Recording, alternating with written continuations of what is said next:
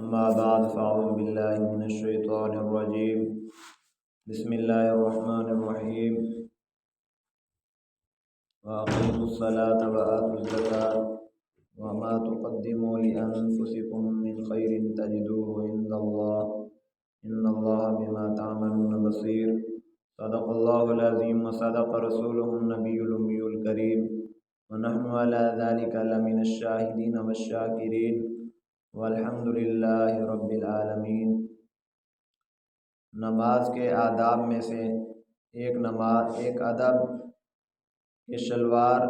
نماز کے اندر ٹخنوں سے اوپر کرنے کا اہتمام کرنا۔ بہت سارے لوگ اپنی غفلت کی وجہ سے اور بعض لوگ تکبر کی وجہ سے اپنی شلوار کے ٹخنے سے نیچے رکھتے ہیں، یہ حرام ہے۔ اور یہ عمومی مسئلہ ہے کہ شلوار جو ہے ٹخنوں سے نیچے رکھنا حرام ہے، چاہے نماز سے باہر ہی آدمی کیوں نہ ہو۔ تو ایسا کام جو حرام ہے نماز سے باہر بھی حرام ہے، تو نماز کے اندر بطریق اولا حرام ہوگا۔ جس طرح انسان حرم میں جاتا ہے، مکہ مدینہ میں جاتا ہے،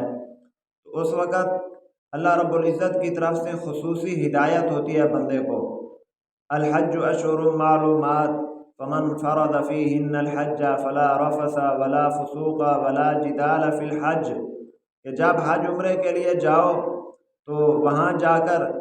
کوئی بد نگاہی نہیں کرنی، کوئی جھگڑا نہیں کرنا، ایک دوسرے کے ساتھ لڑائی نہیں کرنی۔ تو یہ چیزیں تو پہلے بھی حرام ہیں، لیکن اللہ رب العزت نے حرم میں داخل ہونے والے کے لیے قرآن میں یہ خصوصی ہدایت جاری فرمائی ہے۔ اس کی وجہ یہ ہے کہ حرم میں جا کر جس طرح نیکی کرنے کا ثواب لاکھوں گنا بڑھ جاتا ہے، اسی طرح گناہ کرنے کا جو جرم ہے وہ بھی لاکھوں گنا بڑھ جاتا ہے۔ تو اسی طرح نماز کے اندر جرم کرنے کا، حرام کام کرنے کا گناہ جو ہے وہ لاکھوں درجے بڑھ جاتا ہے۔ اسی لیے جو کام حرام ہیں، جس طرح نماز سے پہلے نماز سے باہر ان سے بچنا ضروری ہے، اسی طرح نماز کے اندر بھی ان سے بچنا ضروری ہے۔ نماز کے اندر انسان اللہ رب العزت کی بارگاہ میں حاضر ہو جاتا ہے، جس طرح حرم مکہ میں جا کر انسان اللہ رب العزت کی حدود میں داخل ہو جاتا ہے۔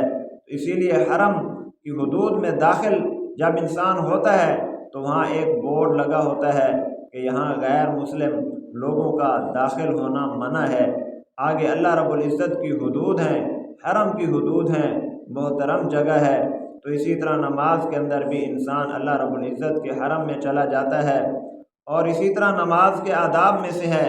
کہ انسان کے کپڑے جو سب سے اچھے ہیں وہ پہنے ہوئے ہوں، سر کے اوپر ٹوپی ہے وہ سب سے اچھی ہے جو وہ پہنی ہوئی ہو، رومال ہے تو وہ سب سے اچھا پہنا ہوا ہو۔ بعض دفعہ مساجد میں لوگ وہ ٹوپیاں رکھ دیتے ہیں، ایسی ٹوپیاں رکھی ہوئی ہوتی ہیں، کھجور کی بنی ہوئی ٹوپیاں، کھجور کے تنوں کی، تو اس کو پہن کر انسان جب کسی عام مجلس میں نہیں جا سکتا،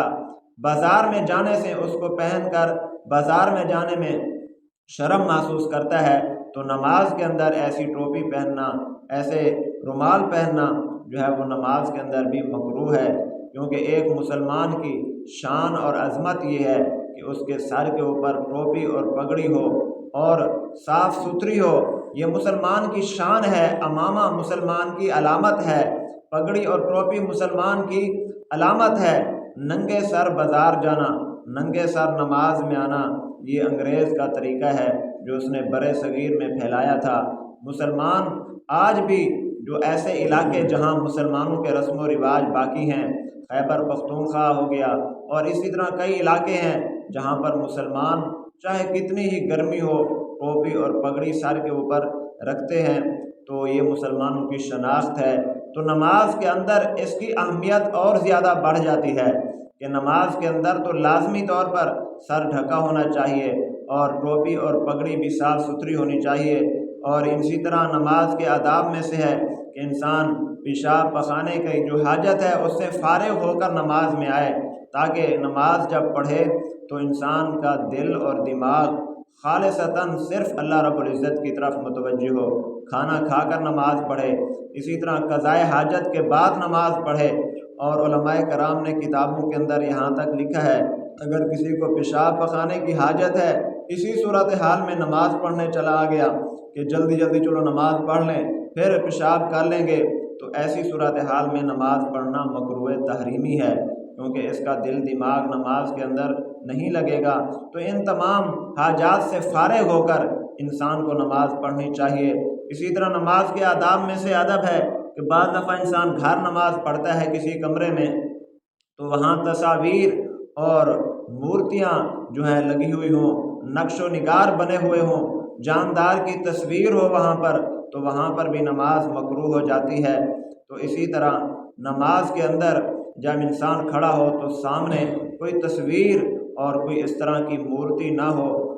کیونکہ تصویر تو نماز سے باہر بھی ان کا حکم یہ ہے کہ جس گھر میں جس کمرے میں تصاویر لگی ہوئی ہوں، مورتیاں ہوں، وہاں رحمت کے فرشتے نہیں آتے۔ تو جب نماز سے باہر ان کی یہ سزا ہے کہ اللہ اپنی رحمت کے فرشتے وہاں نہیں بھیجتے، تو نماز کے اندر تو ان کا جرم کئی گنا بڑھ جاتا ہے۔ اسی طرح نماز کے اندر داخل ہونے کا ایک اہم ادب جو ہے نیت ہے۔ جب انسان نماز میں داخل ہو باقاعدہ سوچ سمجھ کر اپنے خیالات کو نماز کی طرف متوجہ کر کے کہ میں کون سی نماز پڑھ رہا ہوں، کتنی رکعتیں پڑھ رہا ہوں، امام کے پیچھے ہوں یا امام کے بغیر نماز پڑھ رہا ہوں، یہ سارا اپنا ذہن ایک دفعہ جما کر نیت کر کے پھر نماز شروع کرے۔ کئی لوگ ایسے آتے ہیں جلدی جلدی آ کر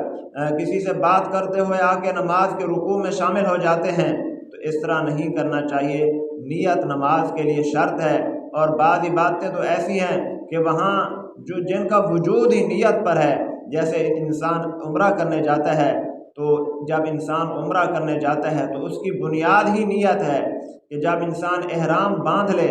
اب عمرے کی نیت کرے گا، جہاز میں بیٹھ کر عمرے کی نیت کرے گا اور تلبیہ پڑھے گا تو سمجھو کہ یہ محرم ہے اور اس کا احرام کے اندر یہ داخل ہو گیا ہے اور اس کا عمرے کا ارادہ ہو گیا ہے۔ اگر ایسا جہاز میں بیٹھ کر انسان خاموش بیٹھا رہے، اس کا دل دماغ کسی اور کی طرف متوجہ ہو، تو چاہے احرام بھی پہنا ہوا ہو، ایسے خاموش چلا گیا اور وہاں جا کر طواف شروع کر دیا، تو اس کا عمرہ شمار نہیں ہوگا، احرام کے اندر یہ داخل نہیں ہوگا۔ تو جہاز کے اندر بیٹھ کر باقاعدہ نیت کرنا کہ اب میں نے جو احرام پہنا ہے یہ عمرے کا احرام ہے، اب میں عمرے کے احرام میں داخل ہو چکا ہوں، اب احرام والی پابندیاں میرے اوپر لاگو ہو چکی ہیں، یہ باقاعدہ نیت کرے گا اور زبان سے ایک دفعہ تلبیہ پڑھے گا، تو اب باقاعدہ طور پر وہ محرم ہو جائے گا اور احرام کے اندر داخل ہو جائے گا اور عمرہ کرنے والوں میں اس کا شمار ہو جائے گا۔ اسی طرح بعض دفعہ انسان سفر میں چلا جاتا ہے، جہاز میں، ہوائی جہاز میں ہوتا ہے یا ٹرین میں ہوتا ہے یا ایسی جگہ ہوتا ہے سفر میں جہاں کوئی اور نہیں ہوتا، تو قبلہ کا مسئلہ بنتا ہے کہ قبلہ کس طرف ہے یہاں معلوم نہیں ہے۔ اب ہوائی جہاز میں 3-4 گھنٹے کا سفر ہے، وہاں مسجد تو ہے نہیں کوئی کہ دیکھ کر اس کو انسان پہچان لے، یا ٹرین میں کوئی سفر ایسا ہے کہ نماز کا وقت اس میں آ جاتا ہے، تو وہاں علماء کرام فرماتے ہیں کہ قبلہ نما مسلمان کے پاس ہونا چاہیے۔ قبلہ نما ایک ایسا آلہ ہے جس کے ذریعے سفر میں قبلے کا رخ معلوم ہو جاتا ہے، اور آج کل موبائل کے اندر بھی وہ آلہ ہے جس کے اندر انسان اس کو استعمال کرے تو موبائل سے ہی معلوم ہو جاتا ہے کہ قبلہ کس طرف ہے۔ یہاں پر اگر خود کے پاس موبائل نہیں ہے تو کسی سے پوچھ لینا چاہیے کہ وہ اس موبائل کے ذریعے، اس میں ایک آپشن ہوتا ہے جس کے ذریعے معلوم ہو جاتا ہے کہ قبلہ کس طرف ہے۔ اگر یہ ساری چیزیں نہیں ہیں، معلوم کرنے کی ساری چیزیں نہیں ہیں، کوئی بتانے والا نہیں ہے، کوئی اور ذریعہ نہیں ہے، تو انسان خود اس صورتحال میں بھی نماز معاف نہیں ہے، بلکہ اب حکم یہ ہے کہ انسان خوب غور و فکر کرے، سوچے کہ قبلہ کس طرف ہوگا، جہاں میں اس وقت ہوں یہاں قبلہ کس طرف ہوگا۔ تو اپنی غور و فکر کرنے کے بعد انسان